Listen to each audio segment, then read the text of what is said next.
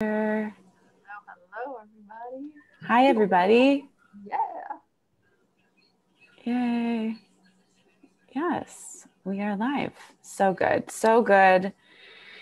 Welcome, everyone, to Liz and Mira Michelle's Divine Feminine and Sacred Masculine room that is inviting all of us together in the UP Convergence.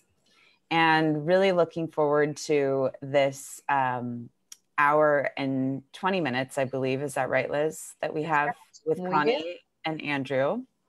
Are we in? Okay, good. We're in gallery view. I'm going to put in gallery view just for a moment to see all of us. And we are live making synergy, sine waves, up, standing for unity and peace together in convergence. This whole UP Convergence began on Friday, which feels already like 3 weeks ago, just to be really real. And wow, I mean, there's a lot happening. There's a lot of opportunity to converge with so many extraordinary people. And this particular hour and 20 minutes is also a convergence of a lot of things too. So Liz and I have been holding space for spotlighting the women in the Sign Network, and really an empowerment of a place to build the trust among the women in the network. And this particular month, we are spotlighting Connie. And what happened in the brewing of the UP Convergence is Liz and I thought, well, wouldn't it be just so great if we did that in the Divine Feminine and Sacred Masculine room, actually, elevating Connie out to the world in the UP Convergence. It just felt, we normally do the conversations privately in these meetings, but we just felt it was time to expand. And which was also really exciting, is it is the Divine Feminine and Sacred Masculine room. And as we're talking to her, we started to realize Andrew needs to be a part of this facilitation of this one. So that's another really cool evolution this month, is actually bringing in divine partnership, which is also an incredible evolution of this particular gathering. So there's someone that just popped in. Yeah.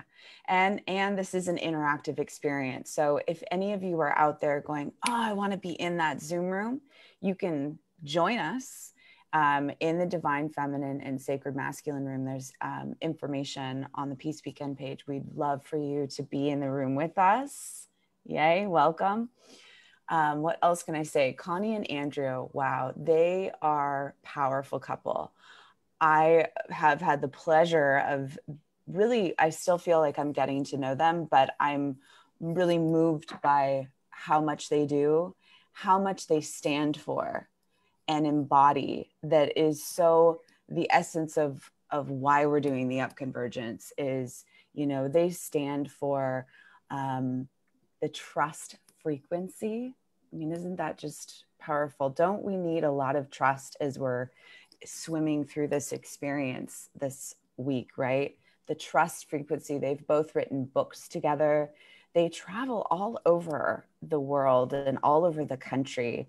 They are on the road often. I mean, they're just like in the thick of doing the work. And often I really do see such an extraordinary love between the two of them, of how they lean into each other and how they empower each other as a couple in both of like their passions. It's really clear. Andrew's very clear what he cares about, the climate and solutions for this changed world, that we need Andrew and his expert, and then Connie and the consciousness and the trust and remembering the stories, the origin stories, and honoring, what has come before. And they're just an incredible weaving. And they have this, so the topic this hour and 20 minutes is dancing the dance of souls in the trust frequency. Isn't that cool? So we're going to hear from them. And I also just want to say I'm in here co-hosting with Liz, who's been holding the space. Liz, is there anything else you'd like to say? No, I would simply like to welcome everyone that is with us here virtually or on Facebook Live to the Divine Feminine Sacred Masculine Room. This is an extraordinary space. We have had already a number of wonderful presentations, and we have a week full of presentations. So if you are drawn to this rebalancing of the Divine Feminine and Sacred Masculine that is so critical to our moving forward and our evolution, I invite you to check out our Trello board to see what else is happening this week and to just sit back and relax and enjoy this day with Connie and Andrew. So please, Connie and Andrew, welcome. I have to say, I'm thrilled to be in this room of the balancing of the masculine and feminine. That to me, the feminine rising is the feminine in all people. And Andrew's actually more balanced to his feminine, and I'm more balanced to my masculine. So it doesn't matter what suit we came in to wear, in my opinion, and I'm so pleased that you're doing this in this way. I'm thrilled. And so how do you feel about all that? Well, I just have this to say. I think it was 1973 when I first actively started working on my divine feminine as a result of meeting a beautiful woman who became my girlfriend for a period of time in Lower Manhattan. And she was pretty much the leader of the downtown radical feminist community. And I was one of the very few males allowed in. And I just have to say, I'm so grateful for that, because I had that, because we don't know. We don't know that we might use a term or a phrase or say something with a certain attitude or something that really offends women. It just, and we didn't know that. We didn't grow up in a feministically sensitive culture. So I got sensitized and feminized. I literally call myself a masculine feminist. And I've striven to be that all of these decades since. It was an extraordinary experience. I'm truly grateful for it. So I've been working on my divine feminine for a while, if you've noticed. Yes, indeed. He's way more intuitive than I am. He has an internal GPS. He can move us around a city and know where he's going. Well, New York City. New York City. I happen to know that town really well. But he's seriously more in touch with his body, more in touch. I mean, all those feminine characteristics. And for me, I've always resonated to men more than, but to groups of men, and men have supported me all my life. So this whole thing of men step back and let the women rule, I'm sorry, they've just shown up for me. And I just can't get behind negating whole half of the human race for one thing, and for another, not honoring what the men have brought to consciousness, to the world.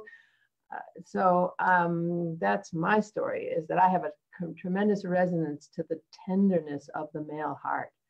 And I intend to go to bat for it once people actually start listening to me. Because that tender male heart, I've discovered, is armored from childhood because of our child rearing practices. We haven't allowed their feminine, their true selves to manifest. Boys don't cry. Boys don't cry. And I had a boy, a young boy, and I was determined to raise a true male, because we don't know the true male. We know the armored heart, and oh, you're the protector, you're the breadwinner, go out and do it and get the fancy car and the good home to go, so that we all look good in the world. So I feel that the women in their lives have actually wounded them. Oh, the little girls at school. And the little girls at school have wounded this tender heart that just wants to be with just adore the girls. So we've got the armored heart. And so that's my life. Yeah. I just want to say to all you ladies, we men adore you. We just adore you. Yeah. And all of this other stuff is so bizarre. It's a kind of a distortion. It's not necessary. We can change it. So let me finish the last part of my background I'd like to mention, which is let's fast forward from the early 70s to 1990, the beginning of the men's movement. And I was living in the Hamptons and out in Sag Harbor land, and we started a men's group. And it was so popular that a whole bunch of other men were calling us and saying, we want to join, we want to join. And we were limited to 12. We made that firm decision.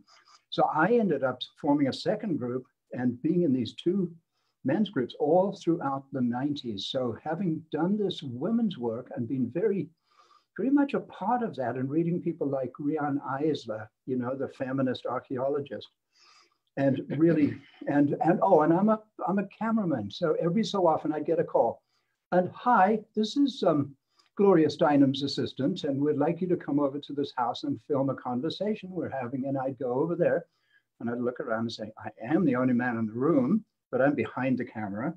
And it would be those Bella Abzug and those extraordinary, strong, beautiful feminist powerhouses of the 1960s to the present out in New York. And so that women's work that just sort of got in there and just worked its way gently. And then the men's work, which was sort of a powerful, what does it mean to be a man? What does it mean to be a sensitive man, but not a wimp? Stuff like that. So I've really got that background. And then I finally had enough of men's groups. I didn't want to sit around with a bunch of men whining about their relationships, which was what was happening to a degree. I wanted a men's and women's group.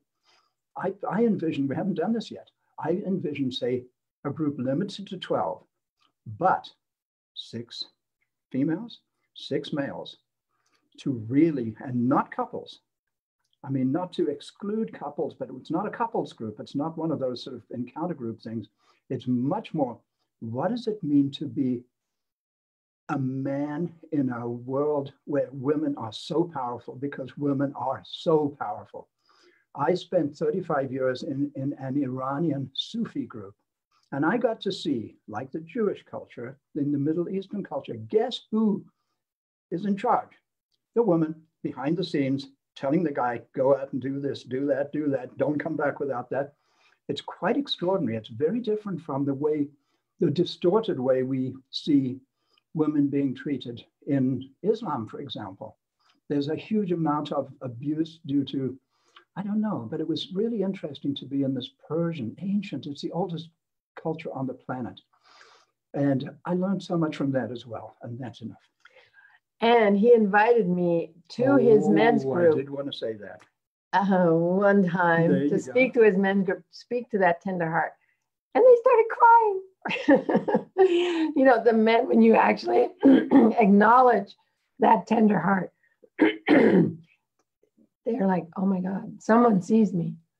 I mean, the men were like, you got to be kidding.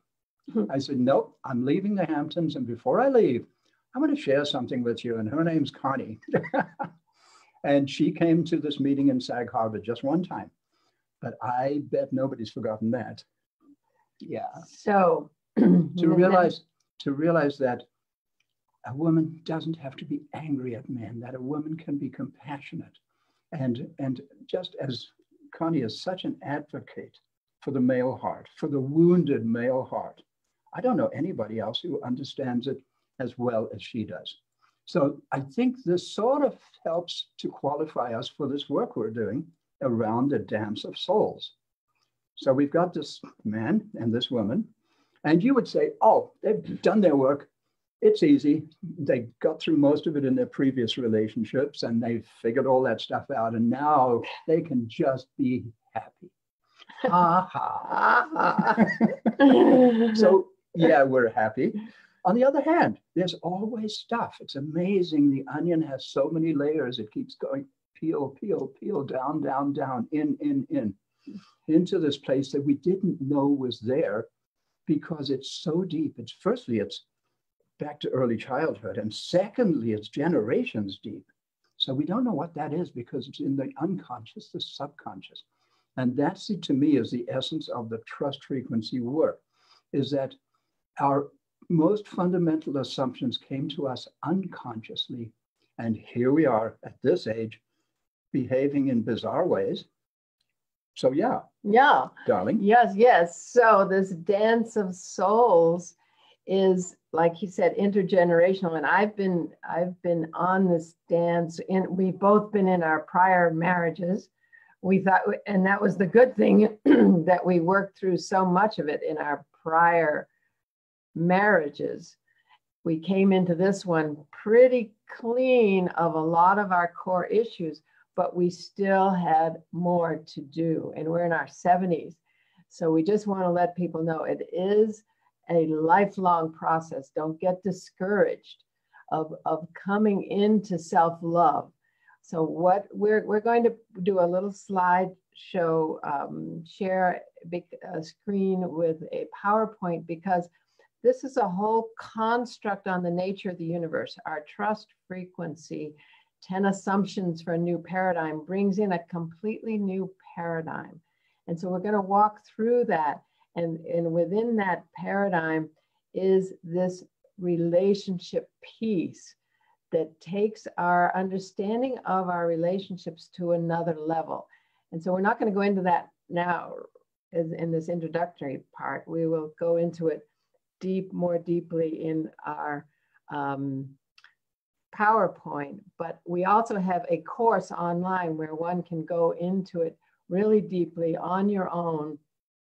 It's called The Dance of Souls, and it's on socialchrysalis.com, a Barbara Marx Hubbard inspired learning platform. So we have a discount coupon, so you can take it at a third off until November 1st. So let's make it, and that discount coupon, let's make it January 1st. Come on, yeah. Christmas. Yeah, seriously. Anyway, it's DOS 100 if you go into our website and want to really get into this if you find it valuable. And DOS stands for Dance of Souls.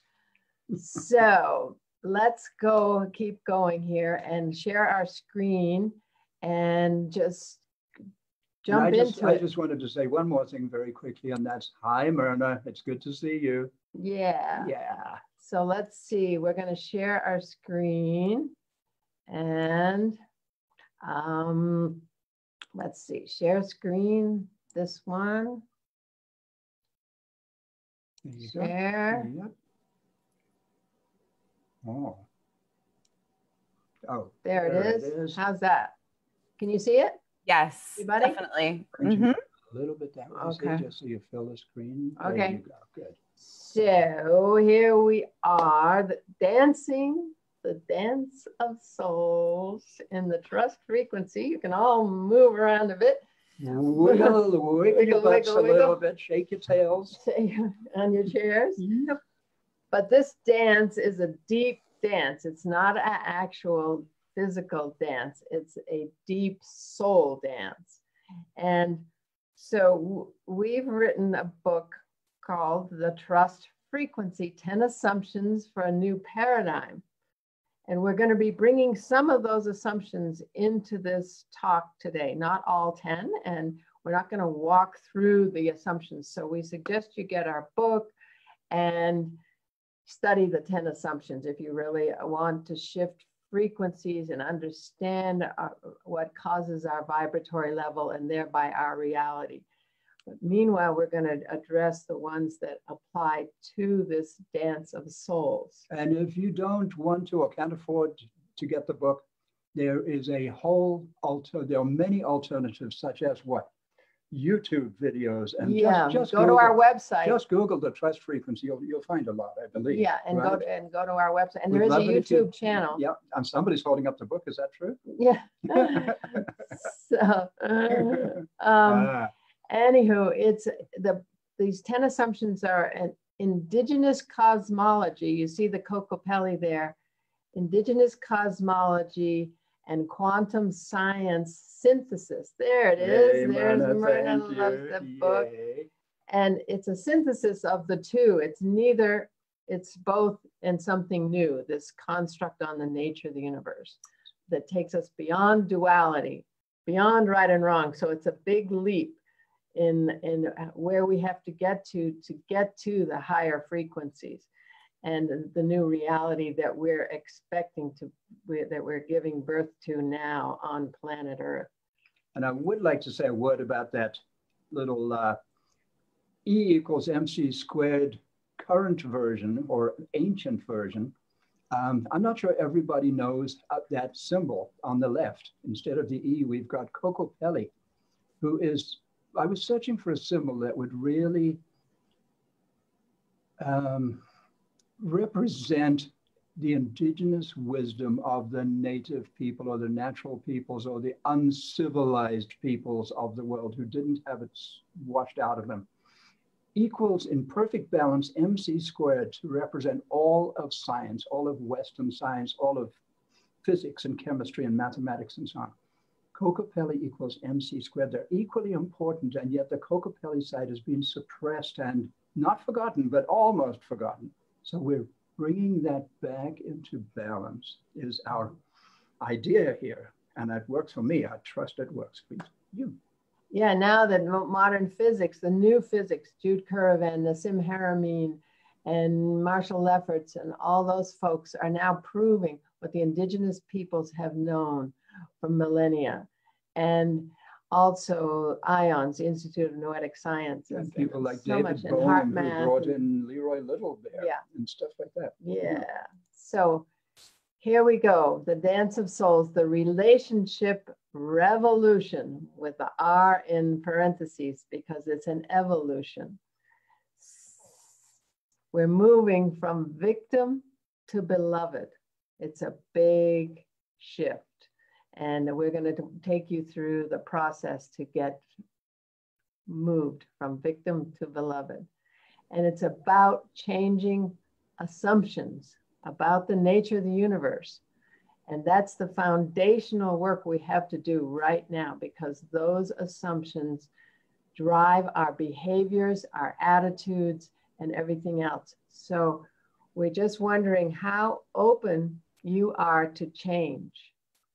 And if we had a big group in our Zoom room, we'd put them in to breakout groups, but we don't have a big group. And for those folks of you on Facebook Live and whoever's watching this afterwards, we suggest that you go inside and process the idea of shifting. How open are you to change? Change, it's huge. It's really big, because we're going to take you through a process that's going to involve changing some very deep-rooted beliefs and behaviors in relationship to ourselves, our partners, our siblings, our parents, our co-workers. So it's a big, big shift. And because it's so deep, it's not easy. It's real work. It's great work. It's rewarding work. And it's challenging. Yeah, we're going to rewrite the story of the nature of the universe and our personal stories. So we'll start with these assumptions, okay? These assumptions about the nature of the universe. So the first assumption in the Trust Frequency book, which is subtitled 10 Assumptions for a New Paradigm, the first assumption is we live in a conscious, loving universe. There is absolutely only love. The universe consists entirely of love. And what we don't understand is the nature of that love, that it's unconditional. And that means that it gives us everything we ask for. And we'll go on into what our requests are to that conscious loving universe as we progress. And the other absolutes, and these are absolute. And they sound outrageous, but take them at face value. Just take them as absolutes and try them on, because it's a different reality from the one we were raised in. And it has to be absolute. And we're not saying it is absolutely true. Yeah, we're asking you to take it as absolutely true for this exercise. Okay, because if we say this is absolutely true, that's dogma. Okay, it's what resonates to your heart. You choose what you want to do, but we're saying for this exercise and to have it work, you must take them as absolutely true. There is only love. There is only free will, and there's only the soul's journey to wholeness.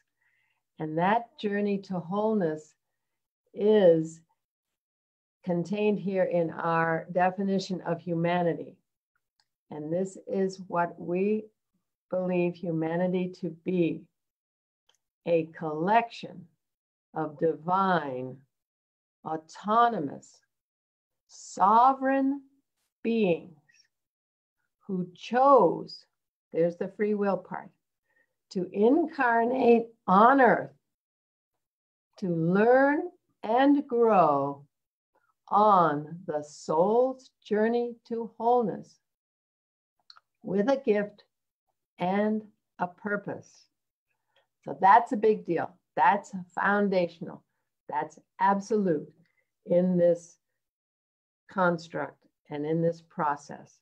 And if you go to the dictionary and look up the word humanity, it will not say that. No, and it will will notice that we are actually making some pretty outrageous radical statements that are very different from the consensus reality. In our definitions, because we have definitions of how we use the words that we're not going into here. But the soul's journey is our journey to self-love and self-acceptance and alignment with our divinity and our gift and purpose.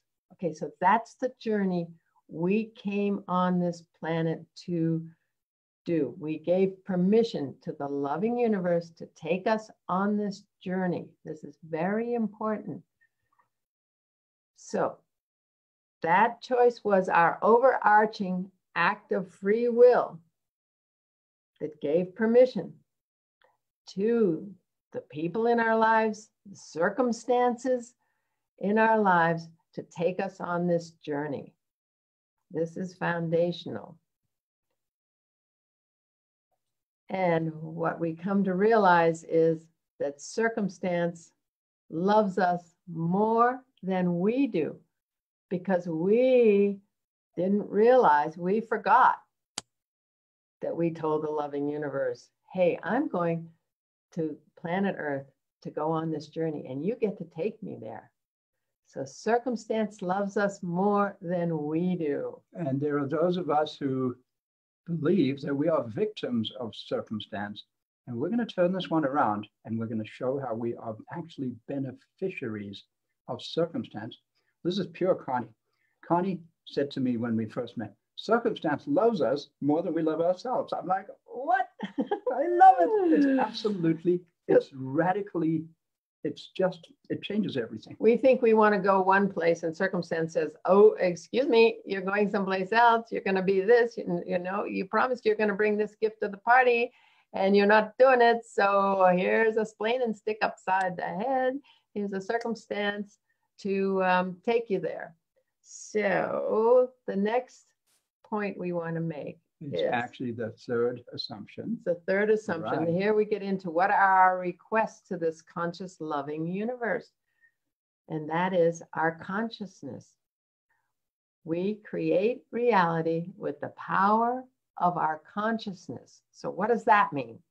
Well, what we are saying is that there are 7 aspects of our consciousness that determine our vibratory rate, our frequency, and thereby our reality, because the different frequencies have different laws.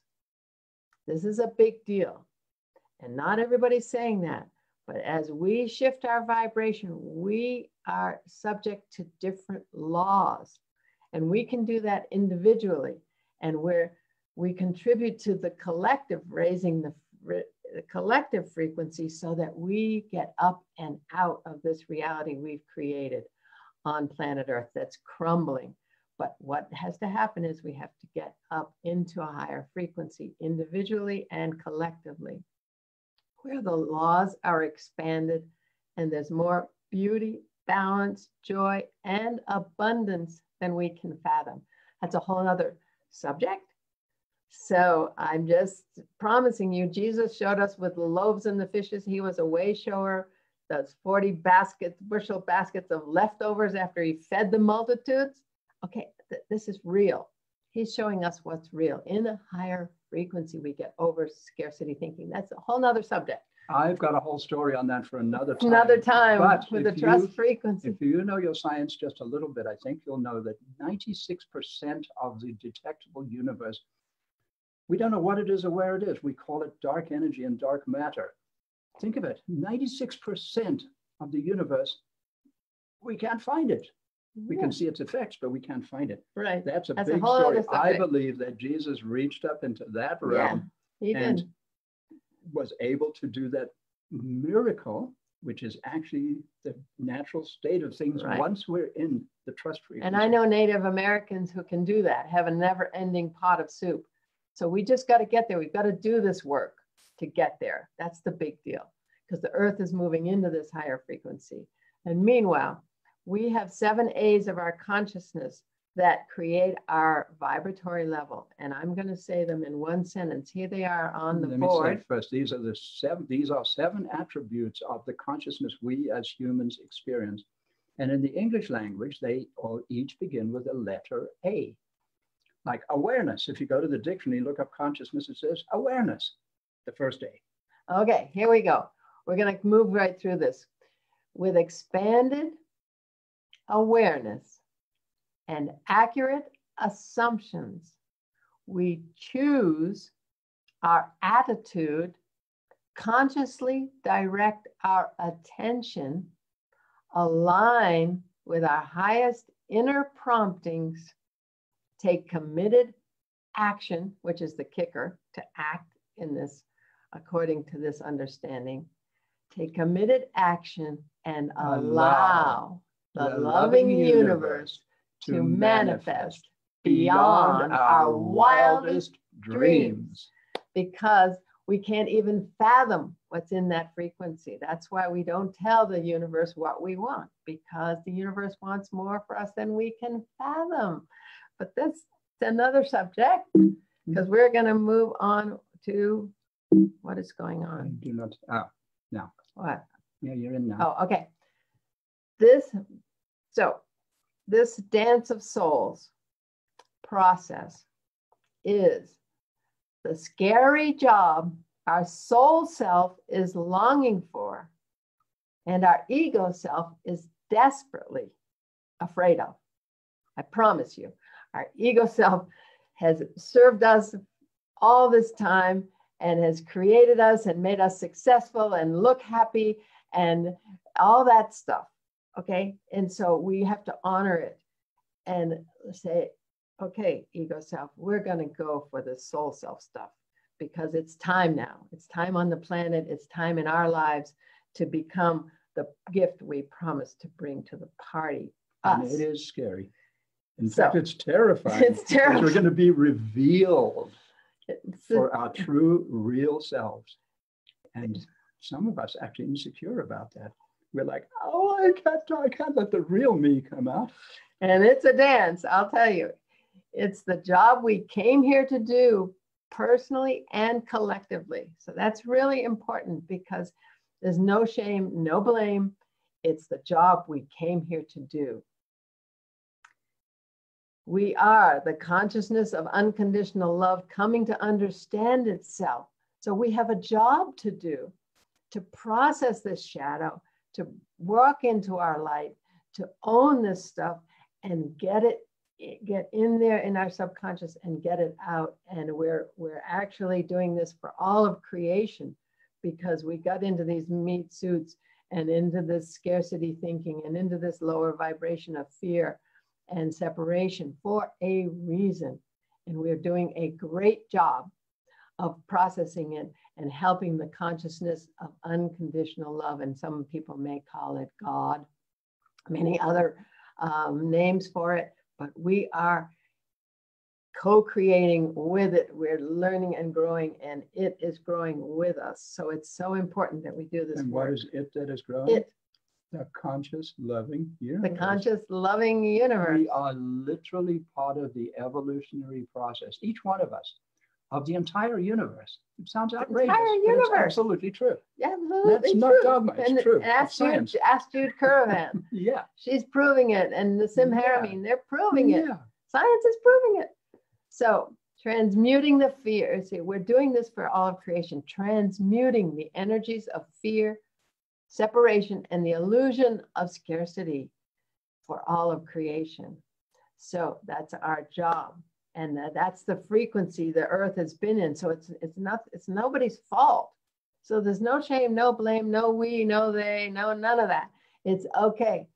We've all been in it. All races, all 4 colors of man have been doing really nasty things to each other. And I promise you, all 4 colors have been in this.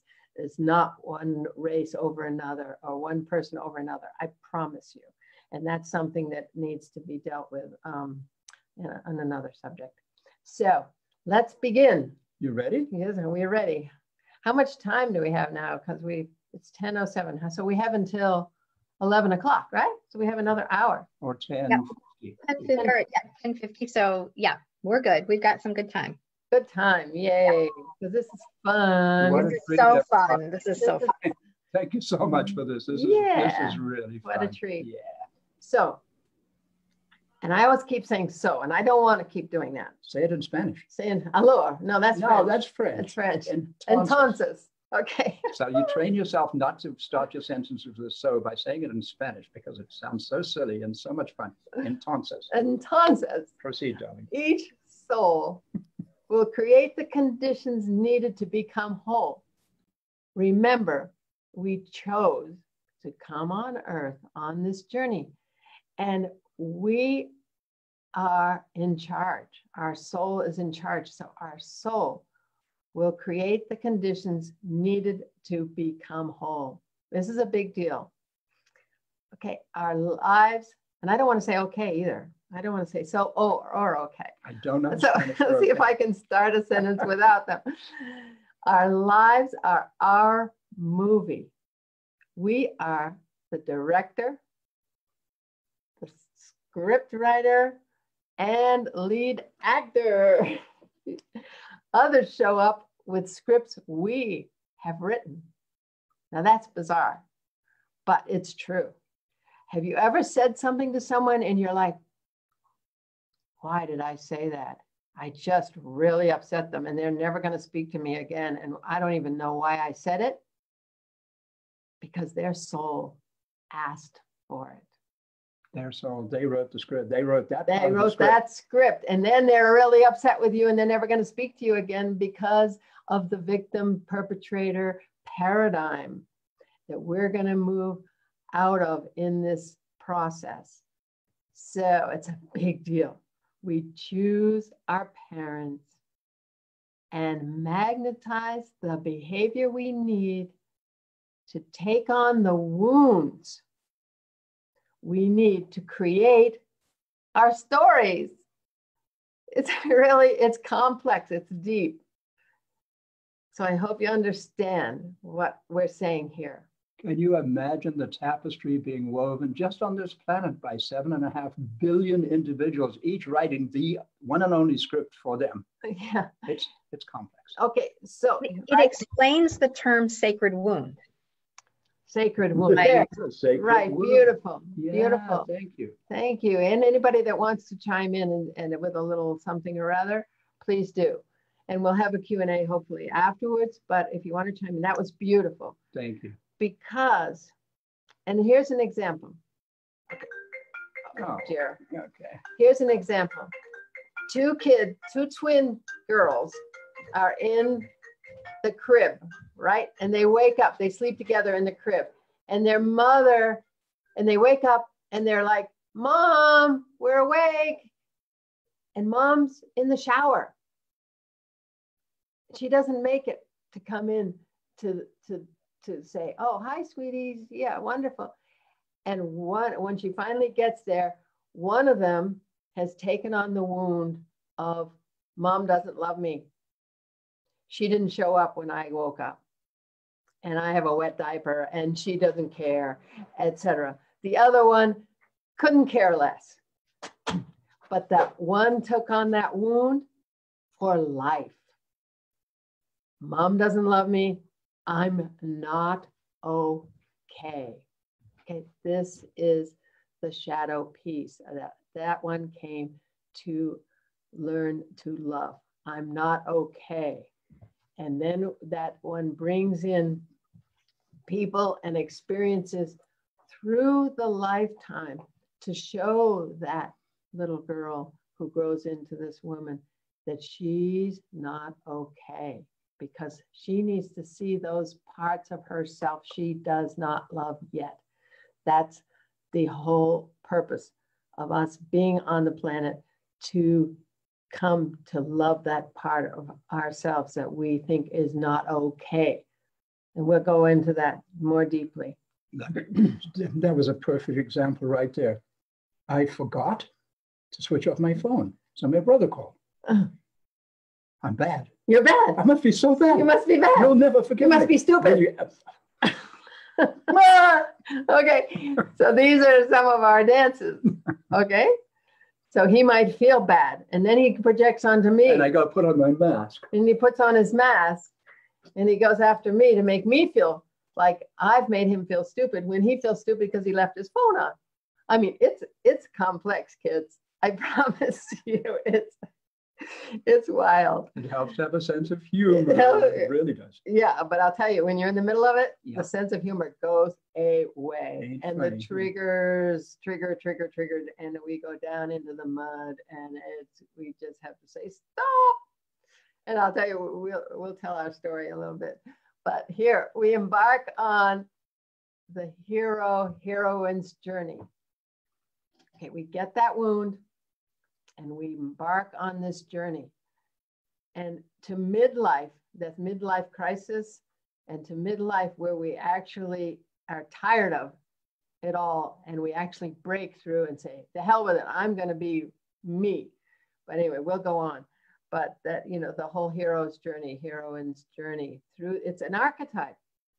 And so this is to give tools for that journey, so that actually one can move into that self-love and get the job done, so we don't have to come back again and again and again to get it done, because we are roving sensory organs of the divine, and the divine, the whole of creation is awaiting us to align with that and bring that gift of our true self, not the one we made up.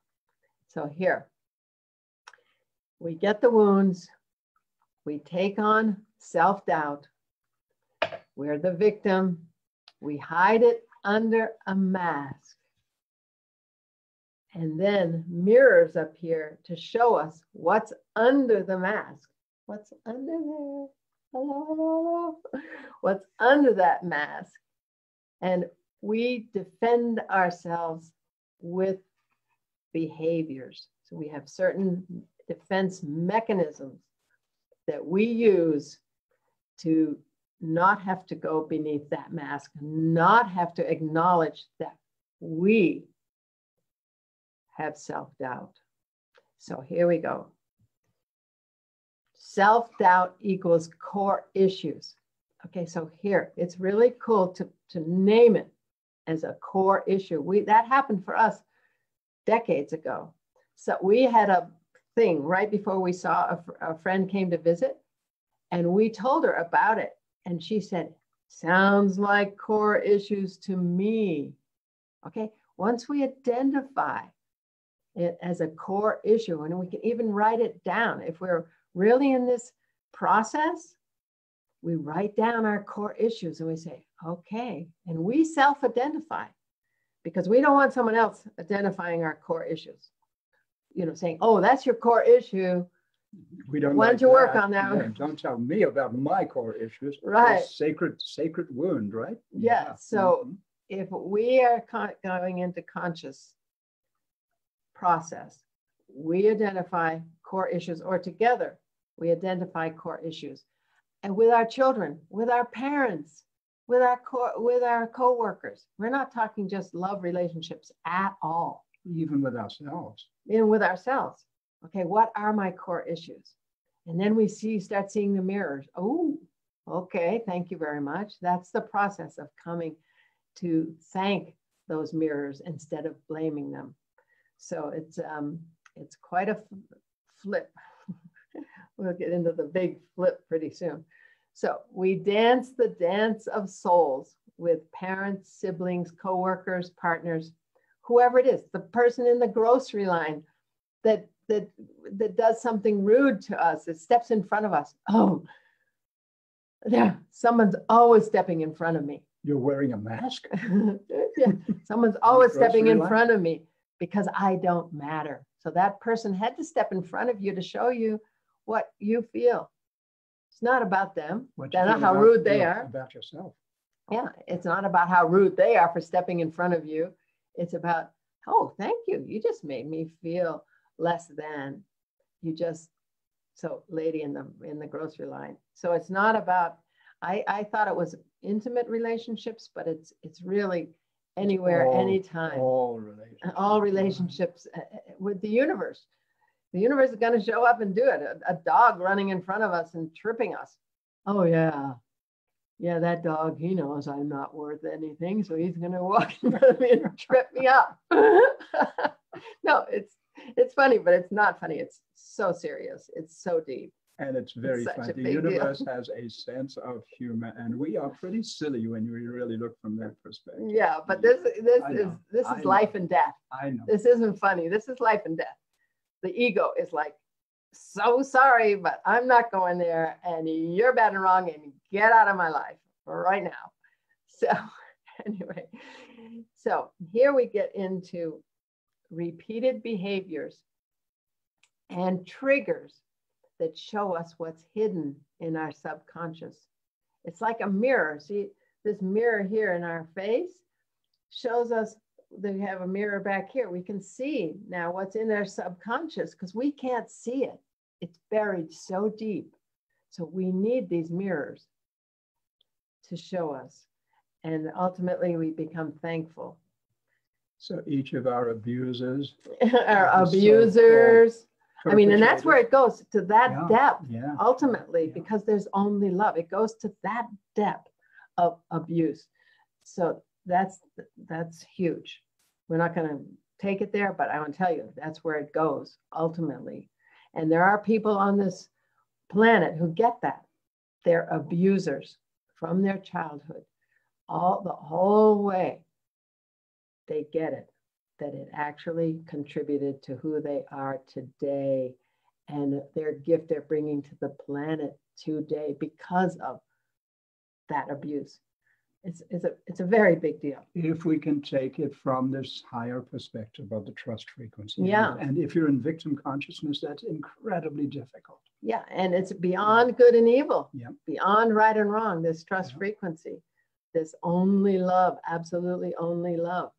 And we help you understand it's unconditional love. It gives us everything we ask for. It's not unconditional love that's going to be sweet and kind and all that all the time. No. It's unconditional love that gives us what our soul asked for. And what we are asking for with our consciousness, those 7 A's of consciousness, a very big deal. That's the observer effect. That's proven in science, where we create what we put our attention on. So meanwhile, these hidden self-doubts are our shadow. And so once we've identified our shadow, the parts of ourselves we do not yet love. That's all it is. It's not karma or something bad and wrong and all that stuff. It's just the parts of ourselves we don't love yet that desperately want to be loved, so we can bring our true gift to the party of life. And all of creation is awaiting that gift, which is us, the true us. All of us. All of us. So there's entonces. We bring in experiences to show us our light. I mean, here we are all sitting here just feeling great about UP Convergence and everything we're bringing to it and all that we're bringing to the world. So here we are basking in our light. And yet, we have our shadow, and we bring in experiences to show us so that we progress on this journey to self-love. And now we make the big flip. I just came up with that the other day. The big flip. You're going into pancake manufacturer? Yeah, from blaming others to acknowledging our journey. Big deal, big flip. Okay. We acknowledge the dance and we shift from anger to gratitude. And that is maybe the hardest thing of all, to take, for example, someone who truly abuses us and to actually, truly, sincerely be grateful for that. That's the challenge. But if you're in that state, you know what's going on and you are grateful. Sure. That's not easy. Yeah, it's a big deal. We are freed from victim consciousness. And this is individually and collectively. We've got to get over it, kids. And this is huge. This is really big, individually and collectively, to get over and to understand collectively. For me, there's only been the coming of peace on earth and heaven on earth. Everything, absolutely everything serves that. That's my worldview. It's absolute for me. It's a big deal because it understands there is only love.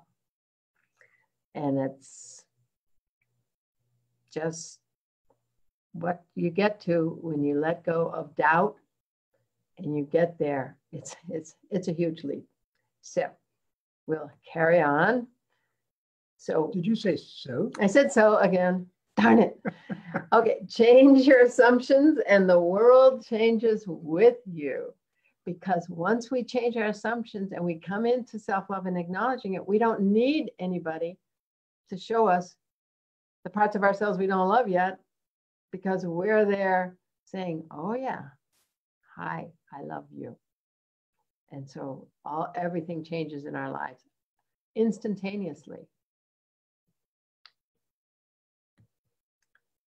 The big lip, the big flip from victim of circumstance to beneficiary. The work begins. Now it becomes an inside job. An inside job. Or a yin-side job if you were working on your feminist side. Yeah. Or a yang-side job. So we get to deal with our persona and the real us. Okay.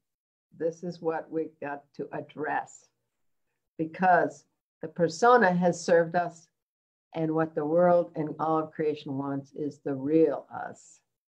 So we get to look at our mask. Andrew's got this wonderful, he grew up in South Africa, and he's got this wonderful African mask that does quite an amazing job of really. So to show up and be accepted, what do I do? Am I a know-it-all? Do I talk a lot? Am I shy? I just don't bother anybody. Do I control situations? Do I use sarcastic humor to just make myself better than that person I'm really putting down with that sarcastic humor? Do I help others to an extreme? Tell me, which one do you do in there? So those are some suggestions of in this process of looking at our mask. Coping strategies. Coping. Until we wake up and grow up. So there's nothing to be ashamed of, but these are just the things we tend to do. And there's a longer list, but that's much a really longer. Good list. So we were going to have a breakout for exploring our masks, putting people into groups, but we don't have many in our Zoom room. So what we're on Facebook Live. And Facebook Live. So what we suggest is that all of us, go inside and look at our masks. What behaviors do we do so that we show up, we're accepted, we're loved, and we're invited to the party, and people love having us around and all that. And what do we do? What is that mask? And is it a mask, or is it our true selves? But what's lurking down underneath there is what we want to find, those bits of self-doubt and self-hatred, self-doubt that we're hiding under that mask. And there's nothing wrong with those behaviors, except some of them are pretty obnoxious, actually. Oh, yeah. Most of them But they have a purpose. They have a purpose. What do they do? I mean, the shy person doesn't impact anybody, but the other ones are pretty hard to take on an ongoing basis. So we have the repeated behaviors in others that trigger us. So this is the key, is the trigger. If we get triggered, we know then it's about us. So that whole thing with don't take anything personally, when you get to this level, you take it all personally. You take everything personally. Everything personally, especially the trigger. So that's where we take it personally. That one place where you say, oh no, don't take it personally. She didn't mean to do that, etc. Oh yes, she did mean to do that because your soul asked for it, and do take that personally. So that's the really important one, is the trigger. Do take it personally and go and do the work. Because that shows us what's lurking in our subconscious, and it wouldn't come to the surface, and we wouldn't even have an hint of what's down in there. Yeah, so those challenging behaviors. Until things trigger us. And triggers. Over and over. Yeah, so here are some challenging behaviors from others. So people can be mean. They might not listen to us. They let us down. Here's my favorite one. They accuse me unjustly. You want to trigger me? Accuse me of something. Accuse me of something I'm guilty of. I'm like, okay, I'm sorry. I didn't, but accuse me of something that I'm absolutely innocent of, in my opinion. Whoa, yeah. Whoa, does he go off? And even if, let me tell you something, even if it's just, oh, that font doesn't work with that font. Oh, see, what we do is we flip a sentence in through a filter. So he takes, when I say, okay, that font doesn't work, and I say in a nice voice and everything, he can take it in through his filter and flip it that I'm calling him stupid. That's what she says. Okay. See? And I'm calling him stupid. So he says, okay. Then it gets more and more outrageous. So then he says, okay, I'm stupid, right? I didn't call him stupid. What? I didn't call him stupid. I just said the font didn't work. Okay. But he flips it. Okay. And then that triggers me, because now he's making me bad and wrong, his defense mechanism. So I'm going into defense. I mean, it's a wild dance, kids. We have a whole genre. We have a genre that we call font wars. No. We do a lot of putting out flyers and designing books. But I'll tell you what we do when we get into this. We don't do that anymore, by the way. The font wars. No, we're cool in the font wars. We gave it up. It was really dumb. No, but we agree on the fonts. But meanwhile, what we do when we get in this dance, so we came up with a word.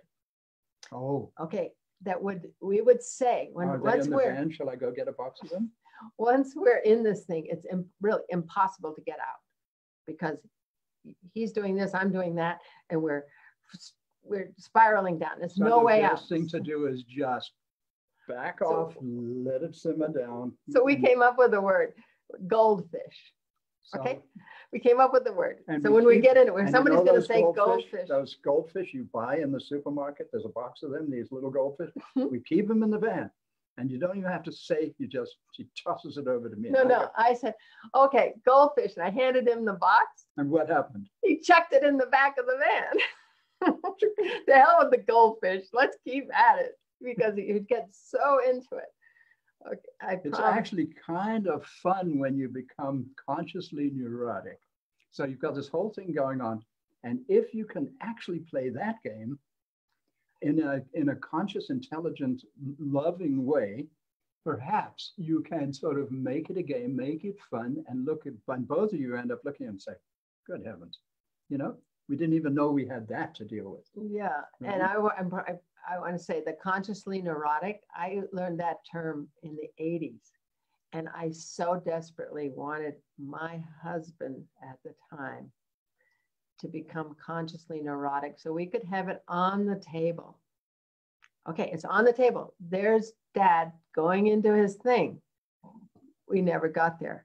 And I promise you, it weren't him, but I promise you, it's like if you have a bottle, somebody is an alcoholic. Hey, take the bottle away, right? But if you've got these behaviors and these deep self-doubts, you can't just take it away. You've got to get conscious. Both people have to get conscious. It's a very big deal. Becoming consciously neurotic. And once we understand it's the job we came here to do, there's no shame, no blame whatsoever. It's what we came here to do. And we've got to get it done now because of what's happening on this planet for rising into a higher frequency. It's a very big deal. So here we go. Challenging behaviors. So, accuse me unjustly, don't trust me, abandon me. Okay, abandonment issues are huge. So we're moving on to defense mechanisms.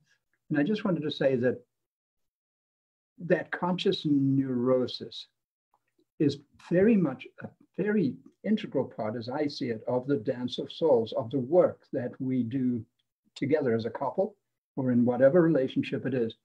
If we can sort of bring these sillinesses to the surface, but they're deep, they're not, I don't want to trivialize them, but they really trivialize but it. Ultimately, it's a big deal. Ultimately, they're silly.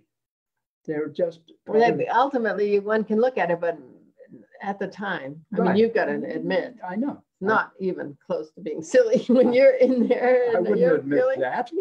Okay. Okay, here we go. Defense mechanisms. Hey, Connie, Andrew. Yes. We have just about 20 more minutes, but there are some questions. Do you want us to pause or finish this portion? I just want to make sure. Let's keep moving. Okay. Get through this. All right. Almost sweet. Thank you. Yeah. You guys are amazing. This is fantastic. So our defense mechanisms, what do we do? Leave the relationship and do it all over again with someone else? Mm-hmm. I mean, I knew with my ex-husband, I had to heal myself before I left him. Either he was going to change his behavior or I was going to leave. And I healed one really big piece, which I can go into later, but I won't go into now. And I also didn't get some done because we are in this dance. So there's still stuff to do.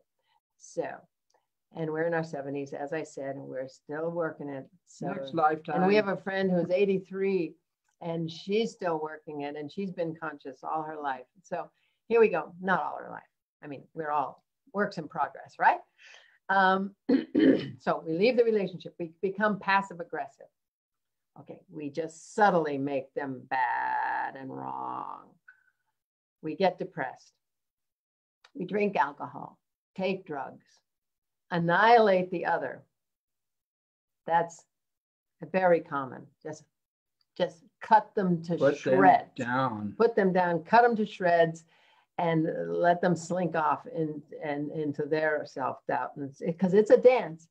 So they're serving us and we're serving them. It's a beautiful, intricate dance that serves both souls. It has to. There's only love. It has to serve both souls. Or we make them bad and wrong. So that goes along with annihilate the other and the passive aggressive thing. It's really about, okay, just get them out one way or the other. So we'll keep going. So we're going to have a breakout for looking at the repeated behaviors and the defense mechanisms. So we suggest to people to take that time to look at the repeated behaviors that have been happening all your life. So that's the signal that there's something going on, those repeated behaviors. You're just like dad. Well, guess what? You're just like dad because we incarnated to dad to get the wound. And now we've got so-and-so in our lives to show us the wound we picked up from being dad's kid that we took on from dad.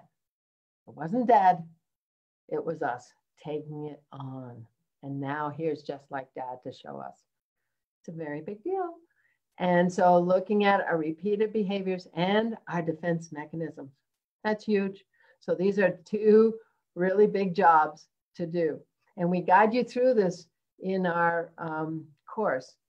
In the online course. Online course, A Dance of Souls on socialchrysalis.com. So here, this is the big flip. That these behaviors, these repeated behaviors, and how they make us feel is key. Do they make us feel unlovable, stupid? We talked about the stupid tape, the stupid thing. Okay, big deal.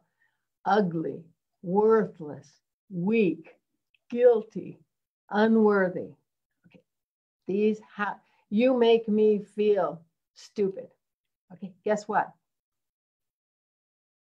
This is an indicator of how one feels about oneself. One feels stupid, so that it's not that person making me feel stupid. It's that I'm taking on from that person's behavior that I'm stupid because I think I'm stupid somewhere in my, even though I'm totally brilliant and I'm totally all that, I still can see because someone's making me feel stupid. It ain't me, babe. Okay, good. So you hear it? All right, this guy is totally brilliant. Where the hell did he get stupid tapes? That's what I want to know. So, me, stupid tapes? You must be talking about some other guy. Okay, so you wanted us to be real on this thing? We're being real here. Yeah. All right. So that's what that's all about. And Flip it. Flip it. These words describe how we feel about ourselves. This is the gift of that behavior. And this is the gift of this process. How I feel. You made me feel stupid. Okay, I feel stupid. I feel somewhere inside of me, I think I'm stupid. I didn't know that because I got straight A's in school. I'm brilliant, blah, blah, blah. But somewhere, those words that we use to describe how they make us feel are keys to our subconscious, to our core issues, our wounds, the work we came here to do. It's really sweet. It's really beautiful because it's not about shame and being bad and wrong in any way, shape, or form. Right? No shame, no blame. It's the job we came here to do. It's time now. It's time to face our shadow, bring it into the light and release it. And I want to say it's time for us individually and collectively.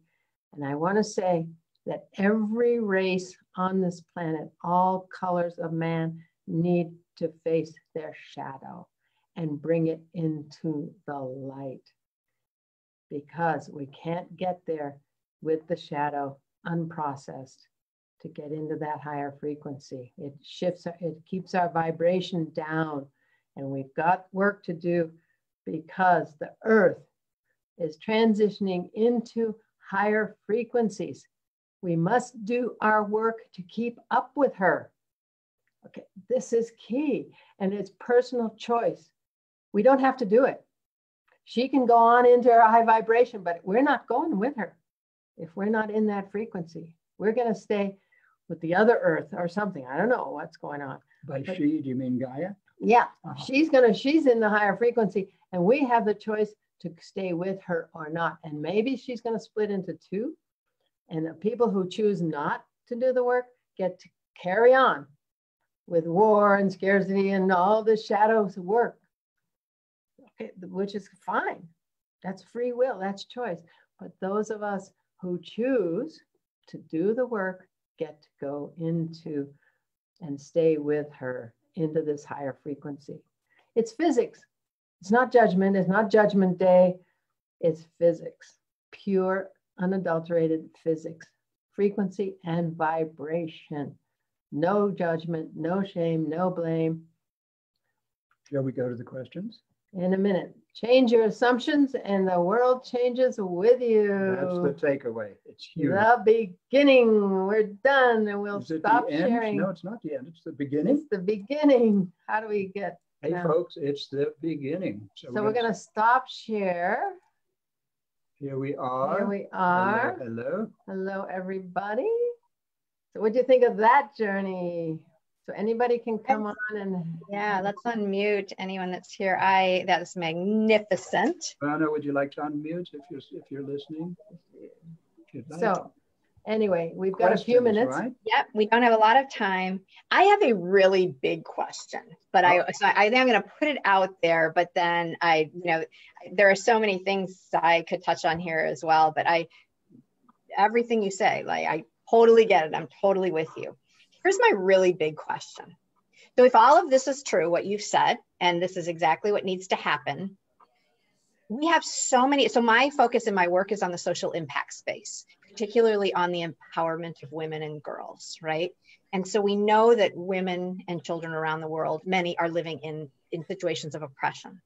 We also see what's happening right here in the United States with the issues of racism and numerous other things.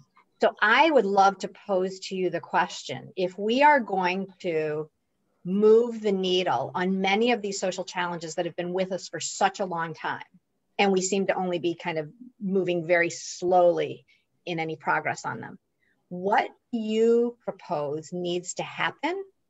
How do we address this with these individuals who are living in really, really oppressive situations? Andrew, you touched on circling way back to this experience that you had in the Sufi culture versus the Muslim culture versus that. How do we shift things around these entrenched issues so that we can actually start to affect change?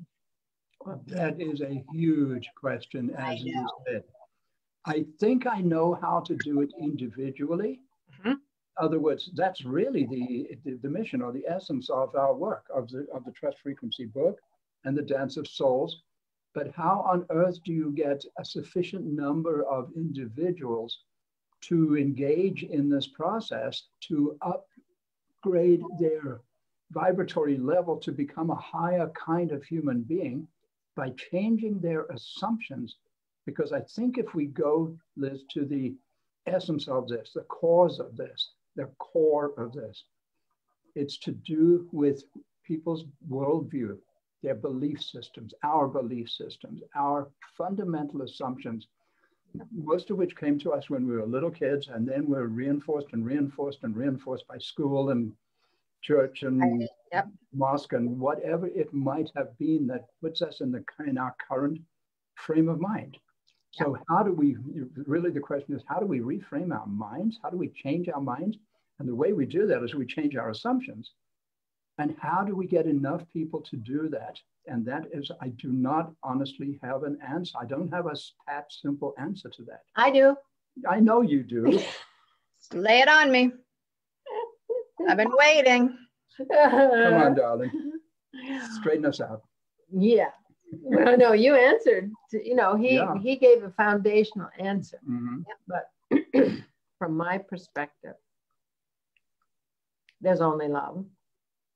So ultimately, those people came for that experience. We don't know another soul's journey, Right. Number one.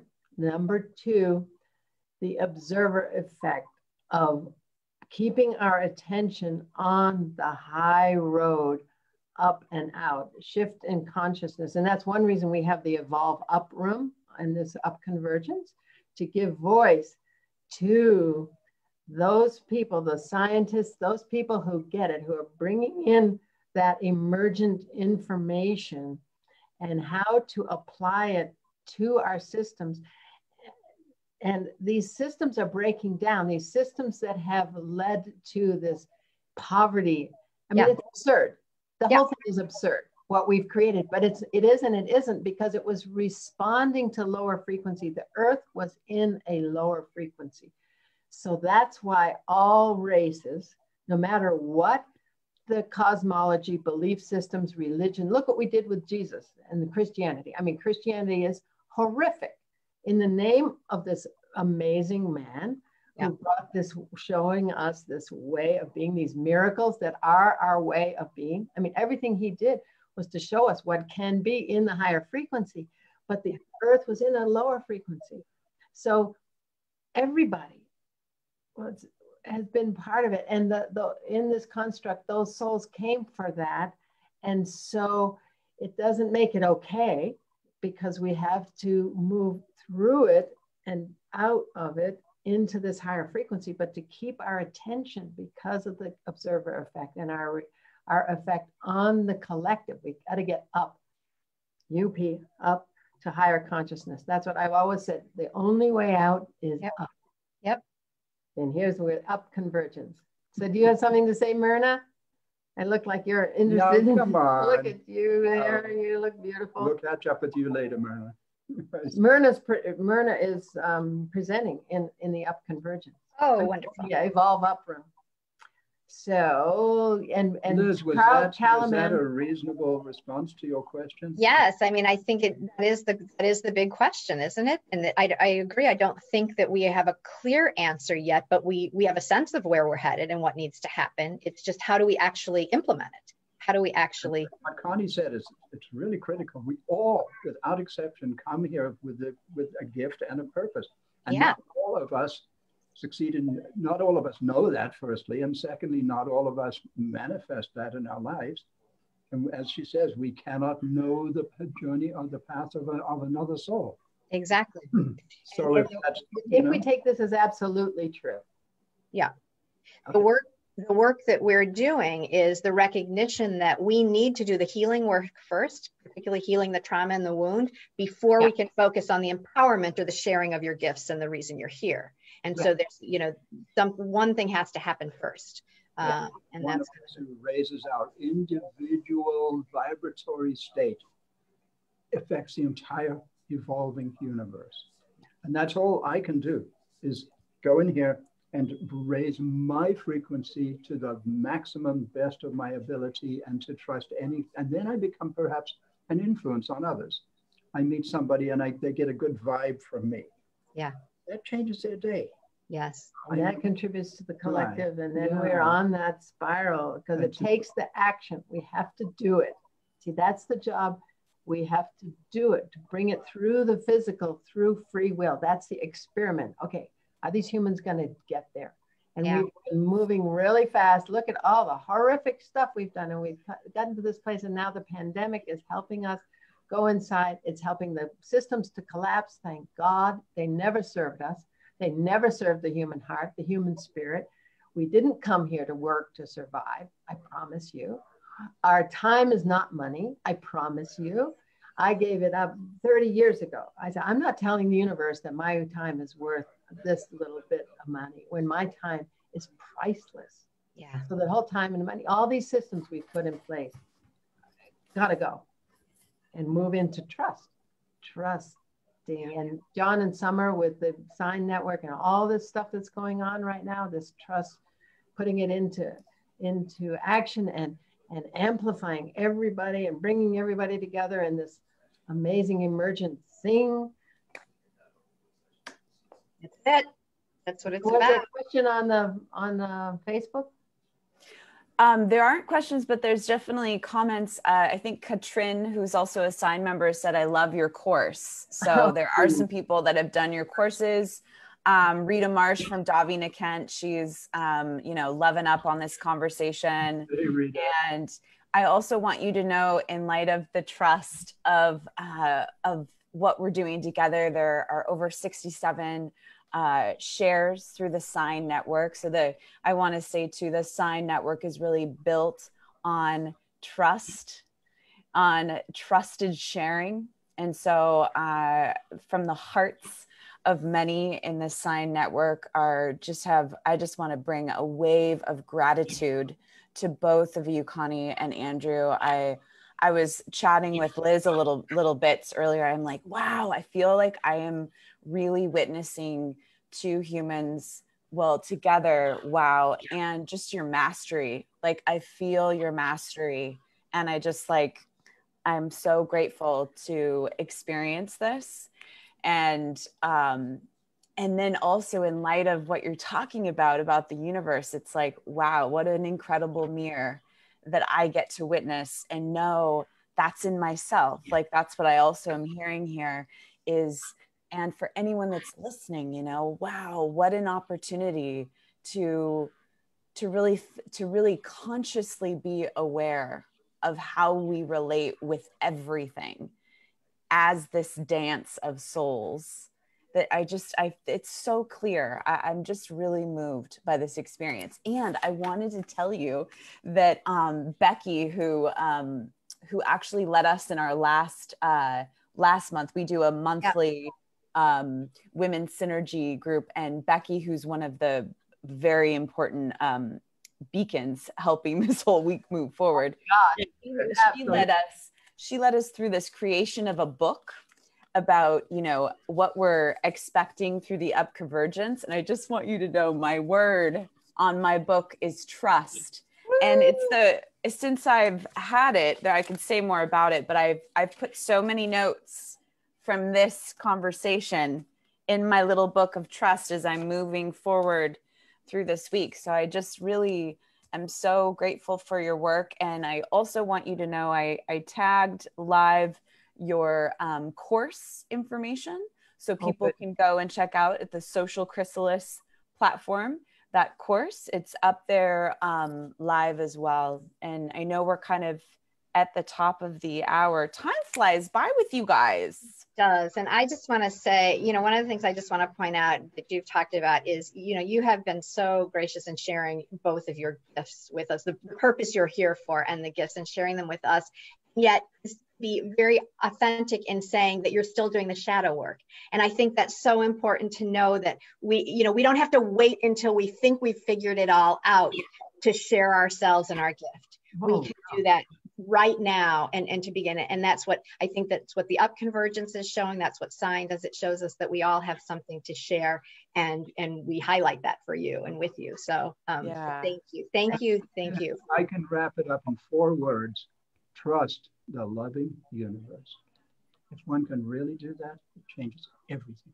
Yeah. And trust, truly rely upon spirit timing. Trust, T-R-U-S-T, truly rely upon spirit's timing. In other words, trust the process. And this takes time. It takes one's entire lifetime. But learning to truly trust the loving universe. So whatever circumstances arrive, know that they're for you. They're not happening to you. They're actually happening for you. Exactly. And Sommer, thanks for bringing in that we are the conscious, loving universe. That's what the modern breakthrough science is showing, that the whole universe exists in every little particle of everything. And it's beyond our ability to comprehend, but we are the loving universe. Beautiful. So beautiful. And I guess, Myrna, we haven't heard from you, and it would be really wonderful of how you're doing. If you have any questions or comments. I know we can't hear you. You're muted. Oh, there you go. I think. Can you hear me? Yes. Yeah, we're wrapping up here. I did have a quick question, but I wanted to also say Thursday, my session is on expanded worldview toward raising consciousness around different ways we can expand our worldview, including travel and things like that. So that's what the discussion will be on Thursday. And maybe we'll talk about this later. My question is, I'm fascinated with how different frequencies have different laws. I don't know much about that piece of it. So maybe we can talk about it later. Yeah. That's a whole extraordinary subject. We're bringing to the itself, party. Yeah.